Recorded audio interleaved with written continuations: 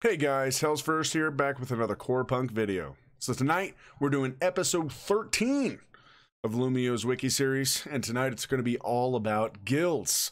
Now, they got a little bit of information for us on this, and I'm excited for it because I've built a guild myself, Legions of Darkness, and we're going to be, hopefully, being the guild that does the firsts all over the world. So, here we start. No plans to limit smaller guilds in terms of available guild content.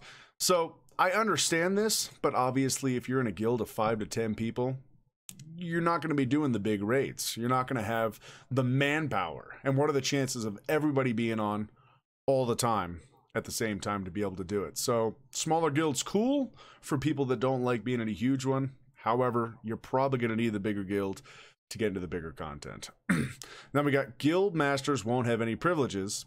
In the guild window, however, their names will appear in a special frame, so everyone in the guild will know who's in charge. So I guess my name will be in a special frame, and I'll have 0 privileges, which is fine. You don't need privileges. If the guild's working properly, you got a leadership in place anyway. You know, like in our guild, we got officers, 4 of them, to help make decisions with me, so it's all unanimous to make shit happen to where everyone's happy. That's how it works, a democracy. Then we got, there will be special cosmetics for guilds only. I'm guessing this is going to be like a guild sigil or something like that. Goes on your back, on your cape, or on your shield or something. That's my guess. Then we got current guild size limit planned to be tested is 50. Plans to be tested. So, in the beta maybe? I don't know how they're going to be testing this. Are they going to be testing it live? Like, all right, 50 is the max now, and then later they're going to be like, sorry, we're dropping it to 30, and you got to kick 20 people out? Or are they going to say, yeah, we're going to jump it to 100. Then all those people you weeded out that weren't good enough to stick in because they weren't on all the time, you got to go and try and get back. I don't know. I don't know how I think about being tested. I'd like to just know 50 is the max, so I know what to pay attention to, what to plan for.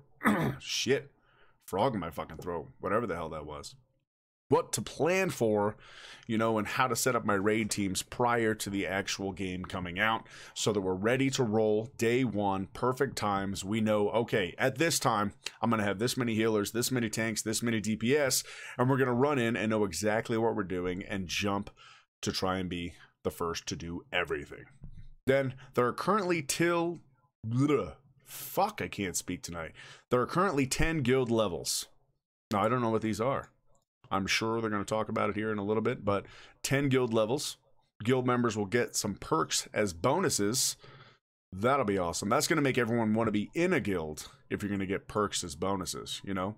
What the perks are, I don't know. But if it's like increased experience or can carry more weight or, well, actually, there's no weight restriction in the game, so I don't know what those bonuses would be, but I'm sure they're definitely going to help, and you're going to want to be in it. Now, you can register a new guild as soon as you hit level 10 by talking to a specific NPC and paying a fee. Hopefully the fee's not too big, but I'm sure level 10 will come very fast, and that guild will be up and running before I know it.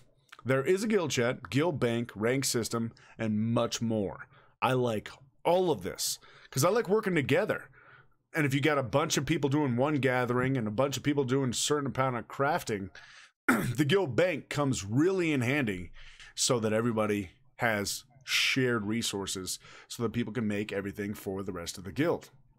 Now we got a direct quote right here. Guilds can level up through various in-game activities, like completing guild tasks. Members will have access to special quests that affect their guild's upgrade points, bonuses, buffs, and other rewards. Most guild quests are designed to be completely by groups, but there are some for individual players as well. When a guild meets all the requirements to reach the next level, the guild master can level up the guild by paying a fee. So, I'm going to be paying this fee nonstop, and I'm going to get this guild to the max level possible, because that's when everything is going to make the most advantageous sense for the entire guild. Jesus, I don't know what the fuck's wrong with my throat right now, guys. Apologize. So, guild halls are planned for post-launch. This is awesome, but the fact that it's post-launch, we'll see. Now, how big they're going to be and how glorious they're going to look, because, I mean, the graphics in the game, nobody can dismiss the fact that the graphics in this game are probably some of the best we've seen from a top-down game, period. Then we got castle sieges, territory capture events are planned for after release. So that's going to be big as well. Territory captures, I'm excited about that. Because if you can own a whole area, like in Albion Online, there's guilds that own mammoth areas. And some of the best shit is behind their guild. So you got to go through them, make an alliance with them, or just join them to be able to do some of the content. I like this idea. I definitely am excited to see it in action in the game. Here's another direct quote, though.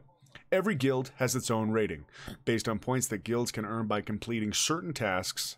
Each guild's overall rating is publicly visible in the server guild statistics. Rating will be updated weekly, and only the top-rated guilds of the week can participate in territory capture events. Ratings depend in part on the number of active guild members and the size of the guild.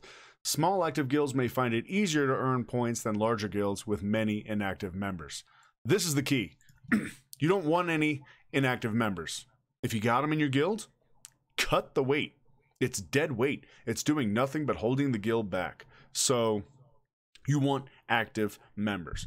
My goal is if you can't play at least 15 hours a week, you don't belong in my guild, right? Because that's not active. If you're playing 5 hours a week, what good do you do me? You're literally going to be sitting on the sidelines, and we're going to have to carry you through some shit just to get you gear. I'm not about that. I'll carry anybody to get them gear if they're active. If you're playing 15 hours a week and you're active with me, you're going to help my guild statistics, and you're going to help the ratings, and you're going to definitely help me with my territory capture events. I'm going to get you whatever items you need. I'm going to carry you through every single raid, every single dungeon. Make sure you are completely geared out to do whatever you want in the game, because if you're happy and you're geared and you're excited about your gear, you're going to want to play more, and that keeps you active. And that's the key, guys. That's how you keep your guild members active. I've run plenty of guilds and plenty of different MMOs, and that is the number one thing you got to do to keep active members. Onwards, guilds can declare war on other guilds in the open world, but it is planned for after launch. So I'm curious how that's going to work, because they say they don't want zerging. So if you declare war on a guild, how many people are you allowed to take in to attack? Because if it's not considered zerging, you could literally run in with 50 people of your guild and just slaughter everybody in the other guild that you see everywhere. But I don't know, they're going to have something in place because they don't want zerging to exist. Now we get another direct quote. Every guild has its own rating. Oh, sorry. I moved the fucking page. Here's the direct quote I was trying to read. To declare war on another guild, you will first need to gather a certain amount of resources, and it won't be cheap. The other side doesn't need to agree to a war. You can unilaterally declare war. Guilds that are at war will show up as hostile. That means red. You will get an increased number of honor points for killing members of an enemy guild and no karma points. So once again, they haven't truly let us know. So this is where we're going to hop into it right here with the Zerg meta, okay? We're looking into the Guild Alliance system. Since it can lead to a Zerg meta, and we're very much against said meta, we're treating the issue very carefully. We will have the final decision after the tests and including the community feedback. So this is talking about the Alliance system, but I still feel like if you took all 50 members of a guild and went to attack, that's kind of a Zerg meta. So I don't know how they're going to balance this. Maybe, I mean, I guess we got to see the max amount of people allowed in a zone. If they make the max amount of people allowed in a zone, or in an instance zone, because you know you're going to be hopping into multiple instances of the same zone. If they made it like 50 people, that would kill the ability to have a Zerg meta, right? Because then you'd have other people in there. If you hop in there with 30 people from your guild, there's not enough room for that much more. But at the same time, if you decide to kill everybody, you can. I don't know. We're going to see. I'm sure we'll find out here soon. Last direct quote of the episode. We're actually planning to get into guild content a bit more after release, including guild wars and territory control. It's hard to say what game we take as inspiration here, since we don't want to have a Zerg meta in Corepunk, and the majority of the project boiled down to mass PvP exactly to that met. I'm guessing that's meta and just a typo.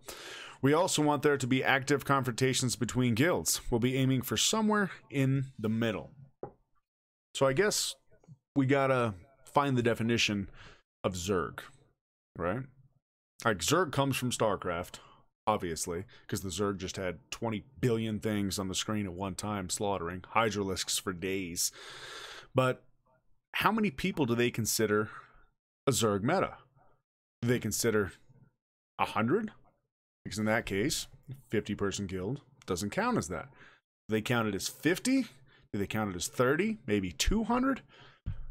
I don't know. Something that we need to find out, that we will find out. It's just going to take us a little bit more time. They haven't released enough information for me to make an accurate depiction of what's actually going to come.